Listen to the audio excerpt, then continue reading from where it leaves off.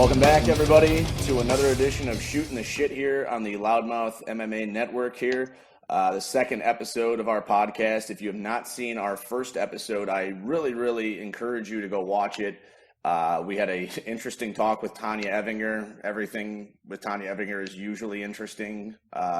Luckily, it didn't devolve too badly like it does when I've had a few drinks with her at the bar. Usually it gets inappropriate, but we have a very special guest tonight, a person that I had on my top 5 fighters the UFC should sign in 2020 list. If it wasn't for COVID, I'm sure she would have been signed by now or would be signed by the end of the year. She is Invicta fighter Miranda Maverick. Miranda, how are you doing this evening? I'm doing very well. Thank you for having me on. No problem, and thank you for coming on. I've had a few cancellations, and I'm pretty flexible. And you've been flexible, so I do appreciate you stopping on.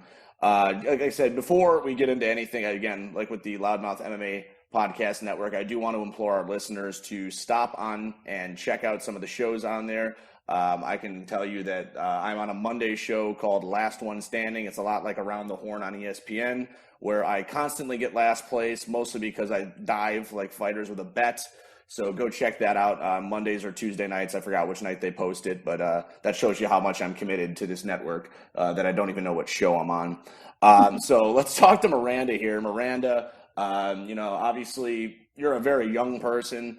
I think you're actually the youngest person I've ever interviewed. This is the first time I've actually interviewed somebody younger than me, which means I'm getting older than I thought. But you grew up on a farm, and now all of a sudden you're this pretty active MMA fighter, and you have a very interesting life. So can you kind of just like tell me or kind of give me an insight? How do you go from being a farm girl in, the rural, I guess, Missouri to all of a sudden being this, recognized fighter in the world of MMA? It's definitely been an adventure. 5 years ago, I would have never told you I'd be here, or even 4 years ago. But, I think it all led into it. From being raised on a farm, I grew a lot of principles that not very many people have the opportunity to have. Hard work, growing up gave me a lot of work ethic when my dad would boss me around and have me do stuff on the farm like a grown man, basically, my whole childhood. And I remember sitting on the sofa with my dad at like the age of 14 and seeing Ronda Rousey fight for the first time in the UFC. And before that, I didn't even know women fought. And it just kind of sparked interest in me. And my dad was like, you could do that one day. And years later, I would recall that when I was like 17 years old, watching my first amateur fights. And that's when I decided I would try it, and ended up being good at it. I think strength pays off a lot in the cage, as well as a lot of just self-defense skills and growing up tough. Yeah, and I think the first fighter everybody thinks about when they think of farm strong, because you're farm strong, there's no doubt about that. There's not many women you're going to step in the cage with that are more physically powerful than you. And it's not like the cyborg beach body muscle. It's just pure farm muscle. Everyone thinks of Brock Lesnar. He's a guy that grew up. I wouldn't be surprised if he was suplexing cows. The dude is Right. literally, just a farm-bred dude. Right. So Him and Matt Hughes is one I hear a lot. Yeah, Matt Hughes is from my neck of the woods as well, because I'm from Illinois, so I'm right next to it. I know you grew up in Missouri, so that's really interesting because, and as you said, you grew up, you had a hard, you grew up hard. Your dad was probably a little more strict, all that stuff. So do you think that growing up in that environment gave you kind of the strict your strict daily schedule, being disciplined? Do you think that helped you in how you're developing as a fighter? 100%. One quote that I've always carried with me as I've grown is an ounce of prevention is worth a pound of cure. So basically put effort into the little things so that the big things end up happening properly. And that goes all the way to, making your bed in the morning, that kind of thing. But within MMA, it goes all the way from grip training to strength training to getting my technique right, my mental headspace right.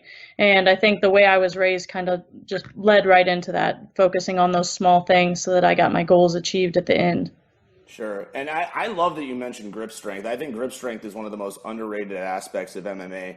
I really wish, and this is like the pro wrestling fan in me, the old school pro wrestling fan. I don't know if you ever heard of Danny Hodge. Danny Hodge was an All-American wrestler. He was a Golden Gloves champion boxer. He might have been more than that, actually. But even at like 80 years old, he could actually crush an apple in his hand. And I think that kind of grip strength is so underrated, especially for somebody who's as accomplished and as great of a grappler like yourself. Do you really think that that grip strength, am I wrong in that assessment? Not at all. Actually, when I first started jujitsu, when I was like right when I had turned 17 at the gym that I ended up becoming a pro at, Springfield Fight Club in Missouri, the first thing they said to me was, "Geez, your grips." I was like, "Yeah, that's what happens when you grow up milking cows every morning." And it's just true. Like when I grab a hold of people, I have unusual strength for my size, for being a girl, all that stuff. And then they have those, I don't know if you've ever heard of them, but the Iron Man grip, Yeah. hand grips. And I can close the trainer and just about close the number one, which is a pretty big deal for my size at least.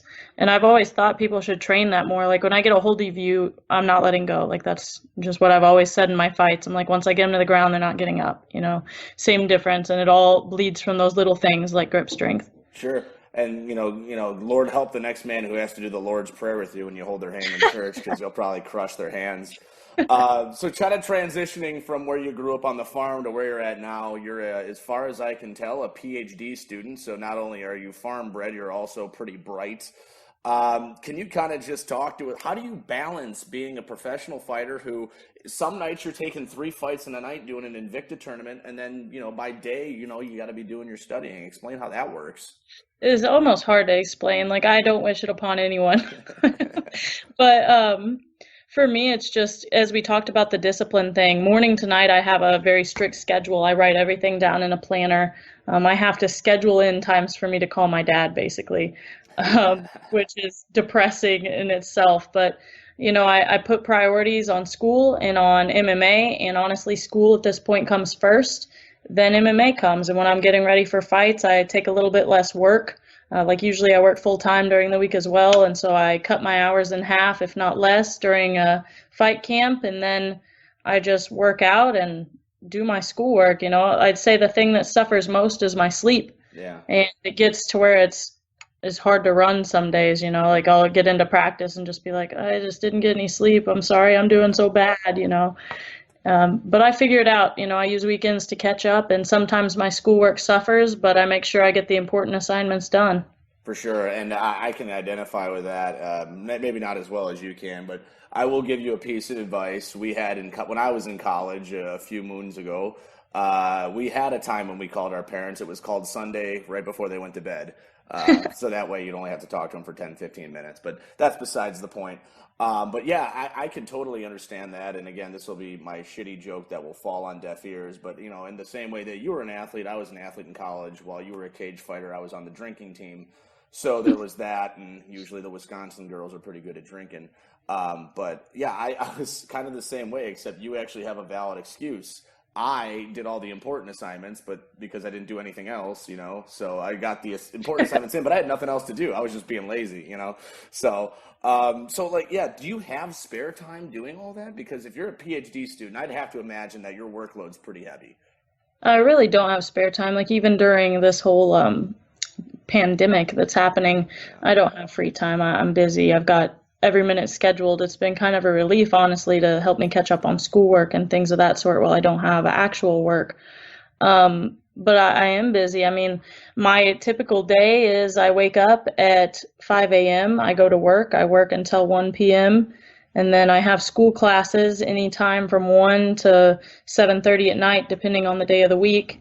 And then I go train, depending on the day of the week, anywhere from 4:30 to 10:30 or 7:30 to 10:30. And then weekends I work out as well, cross train at other gyms and my own gym, and just do homework basically when I get home, which gives me about 3 hours of sleep by the time I'm done with everything. Wow, that's insane. I mean, I don't sleep a lot myself, but 3 hours just doesn't seem like a lot. I'll be lucky if I get 5 or 6, but 3 just seems out of control. So then, like, what is your social life like then? I mean, if you can't, get outside the gym or work, it doesn't seem like you can do as much outside. Pretty insignificant, I suppose. I kind of take my social life as being the gym. More than anything, I just associate with people at the gym, and you see that if you ever look at my friend group or anything like that. The people I associate with usually have my same interests, and that's because that's all I do, that's all I go to. I don't have time for that right now, and I've figured out that this time in my life is basically a time to be selfish and get stuff done, not worry about having friends. Yeah, right. And you're what, 23, 22? 22. 22, you got plenty of times to make friends. And when you get my age, you lose them all anyways, and you got to make new ones anyways. So you're probably doing okay at that point. Now, you'd mentioned obviously the COVID pandemic that's going on right now, and I told Tanya Evinger the same thing I'm going to tell you. I don't want to talk about it, but I feel I have to talk about it. So how is this whole pandemic, this stay-at-home order, all this stuff? How has this really changed the kind of the way you live your daily life? I mean, I can't work anymore. I'm out of employment currently. Hopefully, the business is still remaining and doing well by the time I return back at the UFC gym to coach. But as of right now, I have no employment. I'm jumping from private to private, trying to make a living right now because unemployment isn't coming through either. It's just been kind of hard since then, and seeing other people suffer as well. Friends lose their businesses, their gyms, all that kind of thing. It's just, I think it's having much more of a toll on the economy than it is anything else. I think we'll agree on that one. I think that, and this is, not an exact quote, and plus I've had a few drinks tonight. The cure can't be worse than the actual illness itself. And yeah, I'm fortunate to be working 40 hours a week right now, but I have plenty of friends who are not, and I check in on them as much as I can just to see how they're doing and how I can help. And it really is an unfortunate situation. Kind of one of the things I talked about with Tanya Evinger is, and maybe you're not having as many struggles as she is, but in terms of the next category I'm going to talk about is how are you maintaining your workouts, especially as a full-time fighter, or in your case, I guess a part-time, full-time, I don't know, like three-quarter time fighter. I don't know. Right. For me, as I said, I am a coach at a gym, and I do make my own social network within my gym. So I try to find little groups and train. I get my running in typically every day. I make sure I do my own at-home workouts, and then I train with people. I find one training partner. I'm like, hey, let's train for an hour today, and then I find another one, train another hour with them. I'm still getting on average 2 to 3 hours a day, which isn't near as many as I typically would be, and it's not near as hard of work or as technical of work with coaches beside me the whole time. But I am finding time to get workouts in, and a couple of my coaches are helping out with that too, holding pads for me and keeping me sharp during this downtime, because that's another thing that's the struggle with this whole thing is the fights. I mean, basically the entertainment slash art industry is down, other than the UFC that's finally, coming back up, but that takes away a lot of opportunities I've had, and in turn takes away a lot of motivation for me. Are you trying to stay prepped too in the event that the UFC is just trying to fill a card? And I think it might be tough because they're trying to fill the guys that had their fights canceled before. But Right. is there still a So, hope that you could get a well, fight maybe on late notice? I don't know about the late notice right now because of, like you said, they're trying to use their own fighters, not necessarily bring somebody else in right now. However, there's the Contender Series still, which I have had many calls up to that have just somehow magically fallen through, as well as had a couple calls up before this pandemic came. I would have already been there definitely had this not happened. I agree, and I'm not just blowing smoke up your ass because believe me, I talk shit to plenty of fighters. I got no problem saying it. I agree. I had you on my list this year. You were, I think, number one or two on, especially on flyweights. I had you there. So Well, I've go been on the verge of having the contract sent into my email, and it just has not check the happened. spam. Check the spam box. Maybe it's in there. Right, right. That was where my medical bill was for rehab, so maybe it was there. I just think, and this is just something I wrote down because I just wanted to mention it because it really got annoying when I was at my parents' house. I think the funniest thing about the COVID crisis, which there's not a whole lot of funny about it, but people keep telling me to wash my hands, like like I didn't know that existed before before this whole thing. They're like, oh, you walked out of the bathroom. Did you wash your hands? No, I didn't wash my hands. I didn't. I just used the bathroom. What do you mean? Did I wash my hands? Right. You know. I think So the funniest thing is that at the beginning of this, they were like, make sure to cough in your elbows and all this. And then the next thing you know, they're telling people to only touch elbows. I was like, that's contradictory. I know they're like, hey, rule number one: don't sneeze in somebody else's face. Well, gee, Yeah. no shit. I thought the best way to not spread germs was to spit in somebody's mouth. So I guess it's bringing up the basics, which I guess necessarily isn't a bad thing, but you know. But moving on to something I saw. I always patrol people's Twitter. I believe I follow you on Twitter. I was looking at the last couple days just to kind of think of some things to talk about, and I saw a picture you had posed and you were wearing like a nice dress and you looked all dressed up and you were like, there's the haters on Twitter aren't gonna like this. So I guess Yeah. I got just like a two-part question. I guess I'll just ask the first part now. What is your response to fans that bash your look? Like, I don't think you're a bad looking lady. You're a nice looking lady, but you said you get a lot of mean tweets about your looks. What's that about? So that one in particular, usually I don't respond at all. I either block people that are super hateful and put distasteful comments on my stuff and or ignore them based on the level of hatefulness that's made. But this person in particular, two of them that day, unfortunately, and I was just not in the mood for it. One of them sent me 31 screenshots of bad comments from YouTube, Twitter, Instagram, Facebook throughout history that had been made about me that were just, horrendous, Yeah. and sent screenshots through my Instagram to me and then added like 10 of his own hateful comments. I don't know him, never heard of him, definitely a foreign person. And I was like, what is the point of this? And I was like, you know what, I'm sick of it. And the other guy sent some hateful stuff too. So I just decided to make one post about it, whether it be to make myself feel better or just let other people know they aren't the only ones out there. Because I have had girls before that aren't even, pros yet or anything. Hmm. They're like, do you ever get hateful mail? Like, I don't know, it just depresses me. And I'm like, you gotta ignore that stuff. It's gonna happen. People, if you're successful, everybody's gonna hate you at some point or Right. No, somebody. as I told people on the show I think it came out Tuesday, I love the negativity. Send it my way. I feed off of it. I I think there's a definitely do better in competition slash fights when I don't like the person and or there's some kind of back history of hatefulness. yeah, I hear that, but I love the negativity. When I get negative tweets or I get like threats or anything on Twitter, I love it. I absolutely love it. And maybe that's just because I'm a natural asshole, and you seem like a sweetheart, so but it seems like it doesn't affect you as much either. But I know it does affect other people, and I've talked to fighters that have said the same thing that they say, "Oh man, the tweets, man. Are you Sometimes there? sometimes I just gotta disconnect, and I'm just like, well, I would love it, but so." Right. Yeah, I never disconnect at all. It doesn't bug me that much, just enough to where I decide to address it that one time. Yeah, and I thought it was like a half troll, half like it's just me, which I love Yeah. trolls, and I can't wait. I have a guest that's coming on, I think either next week or 2 weeks from now. We're going to talk about Twitter trolling because it's one of my favorite Oh, things to okay. do. You ought to try to get Gordon Ryan. Oh, I would love to have him on. I'll have to look into that one. Now, kind of going along with the whole looks thing, a big topic that has come up recently is, the whole sex sells thing in MMA. You got Paige Van Zant and her husband with the shitty tattoos, doing the naked photos and all that. You have to agree his tattoos are awful. Yes, yes, He's not a yes. bad looking dude, but his tattoos are terrible. Like, say he has huge ears, which I have huge ears, so I can say that. Which again, another guy that was on my top five fighters they should sign. He's a great fighter, but god damn it, his tattoos are terrible. So we had that whole thing. We had a big beef between Curtis Blades and Pearl Gonzalez, who are actually both from my neck of the woods. They're both from the Chicago area.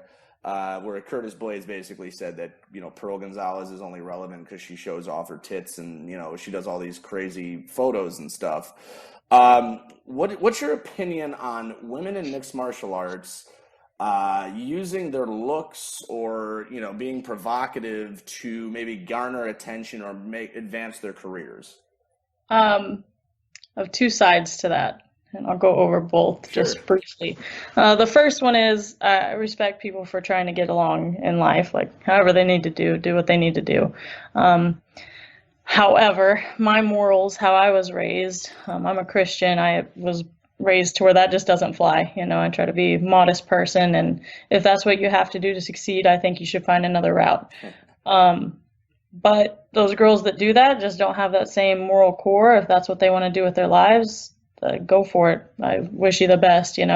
But you'd never catch me doing that, and I do lose respect when people put that out there and decide that's how they want to be known. Sure, and I think that's a respectable opinion. I can see it both ways. As a man, I think it's great because, whatever, it's just something to look at. But Right. there's two parts to me. There's the man part and then there's the fight fan part. I want the best fighters, in the high spotlight places. I want the Miranda Mavericks in the spotlight. And because Miranda Maverick's a little more conservative with how she acts in public, I don't think that should be a negative, especially as a guy who loves MMA. I like watching high quality MMA. So, do I understand why Paige well, she was on Dancing with the Stars, so we'll give her that. But do I understand why Paige Van Zant's in the position she is, or Rachel Ostovich is in the position she is? And by the way, Rachel's a sweetheart. I've talked to her before. Lovely lady. Yeah. But is Rachel Ostovich UFC level, and should she be on the roster over a Miranda Maverick? That's the question I have, and that's why I see it from both dimensions, which I think you see it from both dimensions as well, which is kind of what you had mentioned. I do. I mean, at the end of it all, and you have to understand this part too, those fans out there listening, basically, is that it is an entertainment industry. We are out there for people to watch and be entertained by at the end of the day. And if that's what people like watching and that's how they get to the top and that's what makes money, then that's why they do that. That's how they get to the top, and they're just trying their best to get there. Maybe their skills don't pay off and it's 50-50 the reason why they got there, then that's how it is. I'd rather mine be 100% skill and me working my way up with the beliefs I have, but that's why people do it. This entertainment industry side of it needs that almost to keep going. Yeah, but that's the thing though, is like I see where it comes from. Like Paige is a draw in a sense, but who is the biggest draw in women's MMA? It's probably Cyborg, and I'm not saying she's a bad-looking lady, but she's not exactly, a pinup girl. But she's the best draw because she's the best fighter. So I think there is a level to each thing. If you're the best fighter, you have the best draw. If you're a decent fighter who likes to show your butt on Twitter, you're going to be here. And then, girls who are very good but maybe not act in that manner are here. It's close, but they're a little bit below, and that's it's kind of sad, but. I guess it went both ways because if you remember Sage Northcutt, that was like Dana's boy version of that, and that didn't work out as well. But he's a nice kid. So let's talk about your career, though.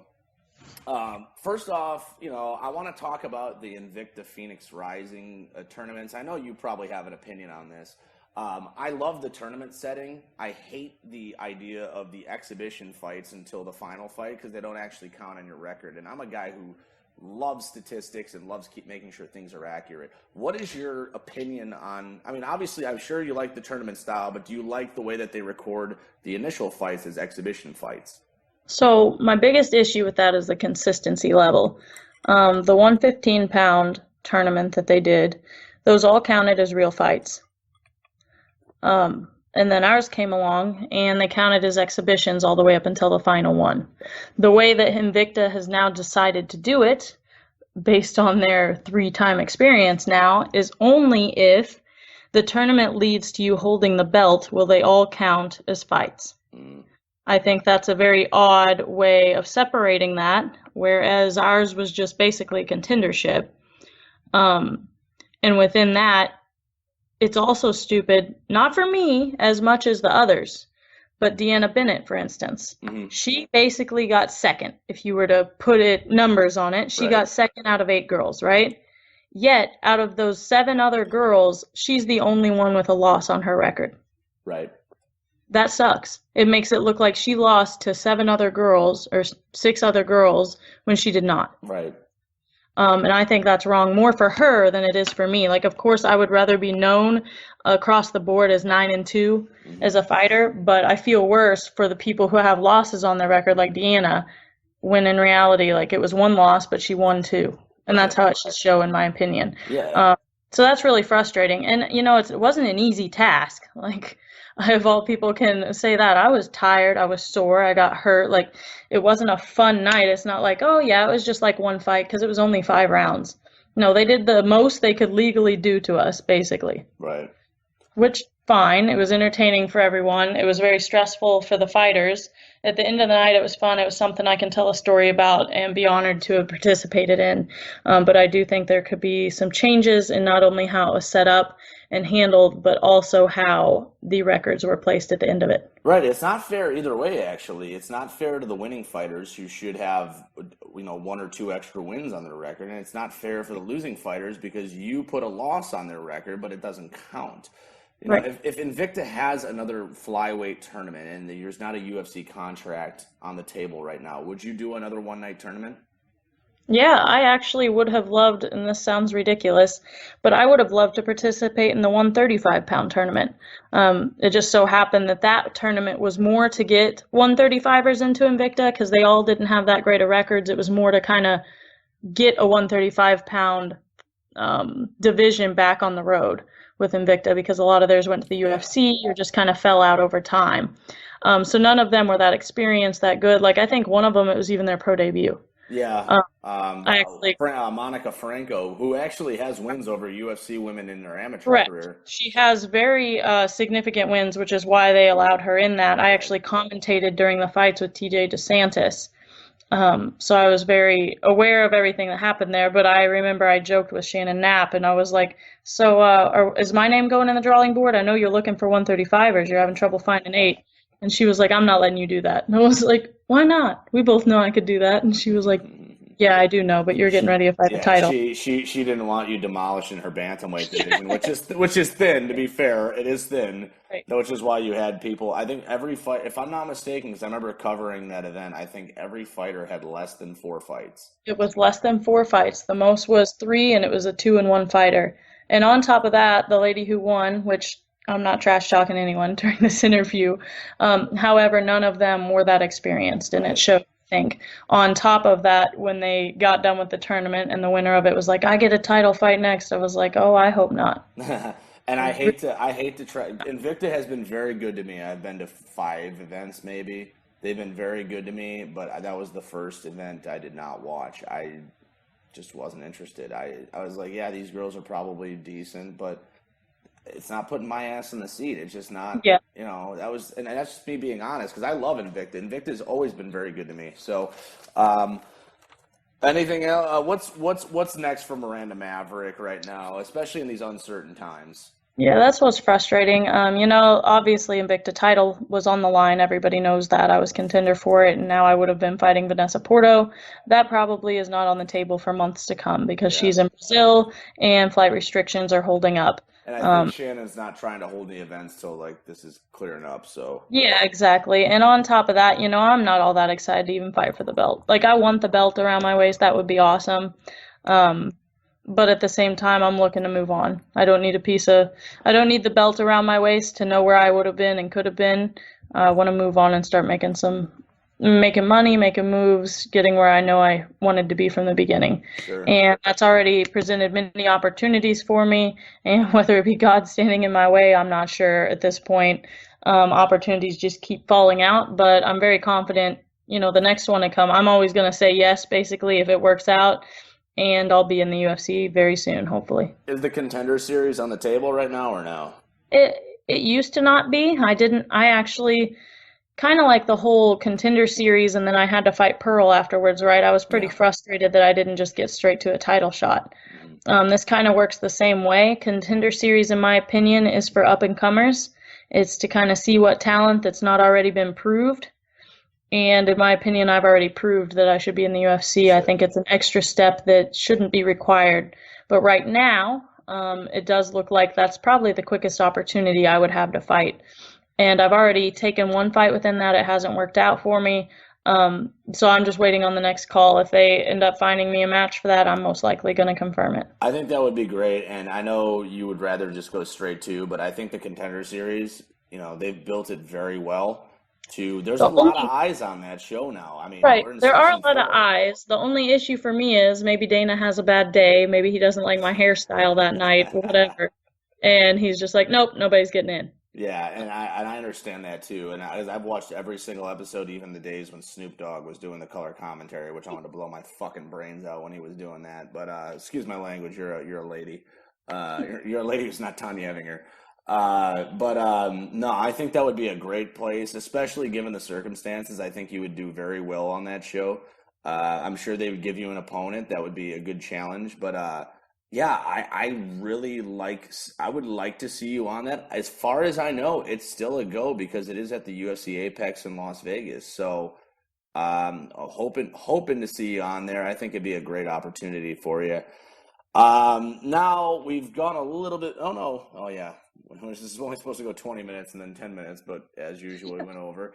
We're approaching almost the 30-minute mark. Why don't we talk about UFC Fight Night Wednesday? That is the upcoming card. This is being taped, before, but this is going to be taped right before. We got a 5-fight main card. A lot of these fights were already scheduled. They got rescheduled, so this is going to happen in Jacksonville. No audience. 5-fight main card. We got the main event: Anthony Smith and Glover Teixeira. But before we get to that, we'll get to the early part of the main card. The first fight, it looks like, is a middleweight bout between Karl Roberson and Marvin Vettori. So, Miranda, what do you think about this fight?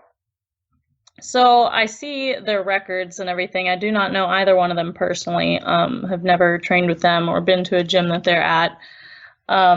My gut, though, I kind of talked to my dad and stuff because he actually surprisingly keeps up with male fighters a lot better than I do. And I'm probably going to go with Karl Roberson. I don't know, though. What do you know about him? What is your prediction? When you're a fight nerd like myself, you know everybody. I am also going to go with Karl Roberson.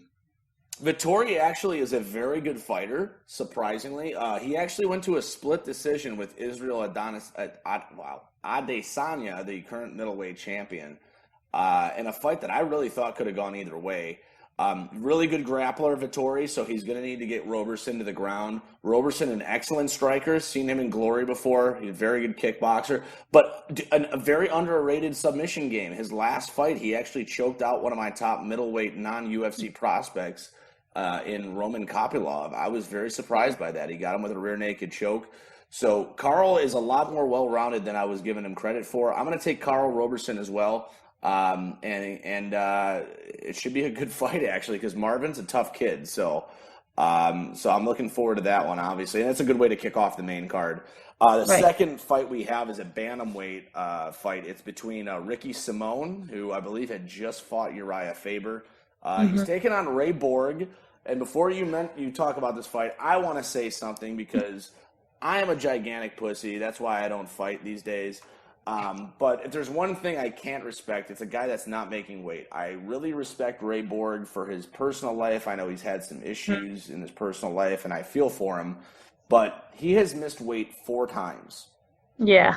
And I believe one of them was at bantamweight, so he moved up and he still missed weight. So I have 2 things here. Does he make weight? And if he does make weight, does he still have the Ray Borg that fought for the UFC title in him to actually compete in this fight? Because Ricky Simone's a tough cat. What do you think? I want to go with Ray Borg. It is a long shot. I think Ricky Simone is pretty good. I've seen both of them fight a lot. I wouldn't doubt if he does miss weight. I obviously have sympathy as a fighter myself, but especially after you move up weights as he did, at that point there's no excuse, or you just need to get out. Right, because I've cut weight before just to be have a beach body when I go to Florida, and it is miserable. I will say that, but if part of your job description is making weight, you do have to make weight. I'm sorry, and I know it's tough. I will disclose so that I'm not being hypocritical. I have missed weight 2 times in my career, and both were when I tried to make straw weight at the beginning of my career. However, I was 19 years old and had just started gaining a lot of muscle and did not realize quite how much I had. Right. So I quickly... Well, you have bigger biceps than me, so that's understandable. That's probably, 10, 12 pounds right there. So so you're taking Borg. Yeah, I think so. Okay. I was going to take Borg, but I actually am really high on Ricky Simone, another guy that used the Contender Series to get into the UFC. He is tough as nails. The dude can take a punch. Very good wrestling, very good grappling. I think he can strike with Borg because Borg's a good wrestler and grappler in his own right. I think it'll be a very close thing for fight of the night. If it wasn't for a different fight on here, which we're going to talk about in a second, I think this would be fight of the night. Okay. But yeah, absolutely. I'll take Ricky Simone in this one. So the fight of the night, in my opinion, will be the next fight we're going to talk about. We're going to head to the lightweight division. We got Drew Dober, a countryside hayseed like yourself, Miranda, and Alexander Hernandez, which I think this fight's going to be off the charts. So I will let you talk about it. Go right ahead. So just because I know Drew Dober, not personally, but I have trained with him before, been around him, I think he's a great person. I'm going to go with him. And I'm you talk about tough. He's tough. Yeah, he's tough and just built like a friggin' brick house. Yeah. So You'd think he'd I'm go I'm gonna go. welterweight too, right? He's a pretty I thick dude. Yes, yes, and I think he's gonna win.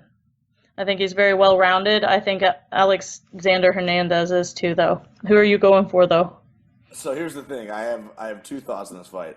I actually think Dober could score the upset because he is so underrated. It's ridiculous. Yep. I have been Right. a huge Drew Dober fan going back to the days when he was on The Ultimate Fighter and didn't make it into the house. I was like, I can't believe this dude didn't make it into the house. That being said, Alexander Hernandez has really surprised me since entering the UFC.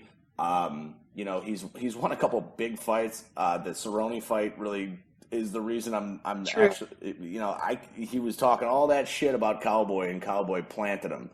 Yeah. So I'm actually this is actually the when I was going over my predictions on MMA Intel. So if you guys go to MMA Intel, I have my predictions posted there. It's like the only article that does any traffic these days. I did take Alexander Hernandez, but that is the one I spent the most time sitting at my keyboard going, I don't know who to take because Dober is so tough.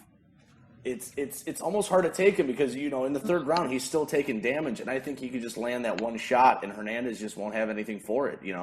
Right. So that's why I think it's gonna be fight of the night. I don't know what your thoughts are, but I think that one I fight of the night. I think it could be fight of the night too. And like I said, like regardless of probably who he's fighting anyway, I'd probably stick with Dober. I'm just not sure though. I don't know. Yeah, I'm excited to watch it though. yeah, that's a great fight. And this card is really underrated because there's some like even the prelims, the Arlovsky Lins fight, the Johnson versus Thiago Moises, like True. there's a And lot of even good for stuff. me, like I'm watching like the Moros versus Eubanks fight, like the Yeah, girls, of course. yeah, So yeah. Sarah Morris is tough, and obviously Sijara Eubanks is tough too. I mean, they don't count on their records to know how decent they are. They're good fighters, but their records just are. yep. They're not as their records are not as sexy as photos I have seen in Instagram of other fight. No, I'm kidding.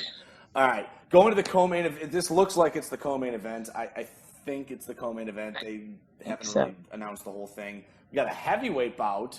So light heavyweight, Ovin St. Preux is going to move up, which makes sense because he's a pretty big light heavyweight. Taking on yeah. Ben Rothwell, who almost got into a fight behind me in press while I was at Bellator, which was I was waiting for. I was excited. What do you think about this? This is another one where it's like, God, this could go either way. Yeah, true. Like how do you pronounce his name? Ovens? Oh, Vince, yeah. Yeah, he's very highly ranked in the lightweight division. I think he's top 15. Look, I think he's 13th right now. But Ben Rothwell is like 20th at heavyweight.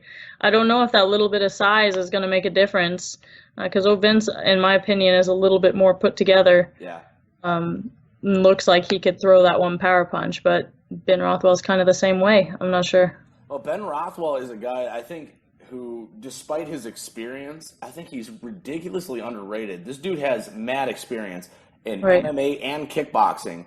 Okay. He doesn't look like it. He looks like your run of the mill guy who goes to the dive bar and you're like, oh, Right. this fucking We've guy. already figured that out, though, in the heavyweight division. You can't count them out. Exactly, and he has one punch knockout power. And for a guy his size who has a beer belly like my old man, the dude has really good kicks, and which I wouldn't expect that from a guy with a beer belly like that. The dude has good low kicks. He can throw it to the body. This is another one where I'm really interested because Vince is a freak athlete. The dude was a college football player.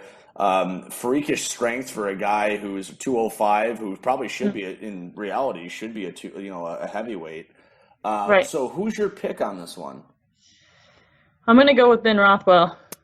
I am going to take Ben Rothwell as well, but this is, I think, another one. This is why Yeah, this one could matchmaking. easily see it both ways. Exactly. Yeah. I could see Ovince, and Ovince has got that sneaky shoulder choke, which I don't know if you've seen that, but he pulls it off way more than anybody should, the Von Flue choke. Yep. But, it might be tougher with a guy like Rothwell, who is, like you, is farmer strong. So, Yeah. I will say though, Vince, when I saw him do a Von Flue choke in a fight, it got me like hooked on a Von Flues there for a while. I already knew what they were, but I was like, oh, wait, these work in MMA too. Cool. yeah, exactly. Plus, he's got really big traps, so I think that might help a little bit, Trapzilla. Maybe. All right, let's head to the main events. We'll do the main event. We'll get you out of here. I'm sure you got Friday plans to do something. We got Anthony Smith in the main event, who Anthony Smith, if you would have asked me about him 3 or 4 years ago, I'd have counted him out. But the dude is just all heart, which is why they call him Lionheart. Taking Yeah. on long-time MMA veteran Glover Teixeira, a guy that was training with Chuck Liddell when Chuck Liddell was Chuck Liddell, as we say. Right. Anthony Smith, he's obviously coming off a judge's decision over the guy who broke into his house. I think there was a judge in that. First off, before we talk about this fight, I actually just wanted to bring this up. Somebody breaks into your house, Miranda. What do you do? I don't know if I should even say this on the air, but Please do. I'll shoot them. Well, you are a Missouri country girl, so that makes a lot of sense. I was just going to I've say, never- my I- house is protected by Smith & Wesson, Mossberg, and Palmetto State Armory. Honestly, I will probably never, in a self-defense situation, especially or primarily if it's a male, Mhm. I'm not gonna play the game of can I beat him? I'm gonna play the game of you're gonna be dead if you step another foot. Who's got the best hand accessory? Right. Yeah, no, I always joke with my friends. I just moved into this house a week ago, but they came over last week. I said this house is protected by Smith & Wesson, Mossberg, and Palmetto State Armory, so don't fuck around, But John Jones was busting his balls, and he's like, if he went into my house, he would be dead. But beyond the point, obviously, Smith is, in my opinion, another fight away from getting another title shot because their first fight was so close. So maybe that's why Jones was fucking with him a little bit. All right, I think so. I'm sorry. I said I think so. Yeah, I think so too, and it makes sense. I think Dominic Reyes, I think Anthony Smith, and I think Thiago Santos. I think all three of them are within one fight of getting it. It just depends who's the most spectacular. So in this case, Smith and Teixeira, what do you got? I definitely have Smith. I think Teixeira's getting older. He's getting a little bit worse as time goes on. He's still great. He has phenomenal all-around good grappling, good everything at this point, from what I've seen. But Anthony Smith, again, I've trained where he's trained, and I respect him as a person too. And I think he's going to go in there and destroy Teixeira, honestly. Do you think he finishes him within 3? I do. You think so? Okay, fair enough. And I'm going to agree with you. I do. I like you said, I think Teixeira is old school tough. I think he's a $2 steak tough. I think he's a black belt in jiu-jitsu, obviously, so he can handle himself. His boxing is very good, but and I'd hate to be a scout, but there's times that he leaves his hands open and he leaves his chin out. And a guy like Anthony Smith is not a guy you want to do that with because and also I think Anthony Smith is just honestly larger. I think he's going to have the power game in this. I agree. I think he does have a power advantage. He's a guy that throws with reckless intent. He's not a guy that's trying to score points. He's a guy that's trying to score bonuses. And I think and if it was like I said, if it wasn't for Hernandez and Dober, I think this would probably be a fight of the night while it lasted. So I agree with you. I'm going to take Anthony Smith myself. And then the last question we'll ask: does Anthony Smith clinch another title shot with a win? I think so. You think so? Yep. Either that or I think him and Reyes will be fighting. I think that's the best one to go. I think Smith versus Reyes would be great.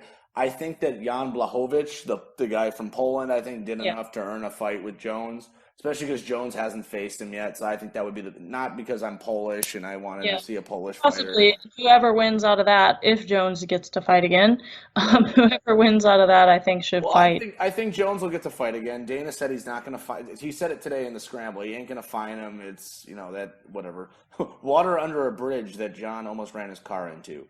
Right. All right. Well, Miranda, we've kept you here way long enough. I think we're actually going to be under the Tanya Eving interview by about a minute and a half. So okay, we're moving towards that 30-minute goal every podcast. So, Tanya, Jesus, stop drinking. Miranda, where can we find you? Where can your fans find your content? You can go on Instagram. It's at @FearTheMaverick _HOMT, or at @FearTheMaverick on Twitter, or Miranda Fear the Maverick on Facebook. It's pretty easy to find me. Look up my name. I'm the only one out there that I know of. I was going to say, is your real name actually Miranda Maverick, or is that your American Gladiator bullshit No, name? it is my actual name. It's just meant to be. I know. I was trying to tell Tell people people my. it's my nickname since birth. My dad gave it to me. I know. I've been telling people my name is Riley Steel Biceps, but they didn't buy it, and I was like, "Oh, come on, guys." All right. Well, Miranda, I do appreciate it. Thank you for coming on the podcast. It's been very interesting, a lot of cool stuff. And, not to talk shit about Tanya, because I love Tanya, but I don't think she knew what the hell we were talking about with UFC 249. It seemed like you actually knew a few things about the UFC fights coming up. So thank you for doing your homework and putting up with my ass the whole night. Um, that was it. This is All right. Riley Kontek. This is the Loudmouth MMA Network for podcasts. Tune in every week. This is a special episode, obviously, because we have the 2 fight cards this week. Generally, we will be taping or releasing every Tuesday or Wednesday. My next guest will also apparently be a woman, so I guess this is like the women's MMA podcast. So for Miranda Maverick, I am Riley Kontek. Continue watching fights. We love you all. And, go fuck yourselves. Have a great night.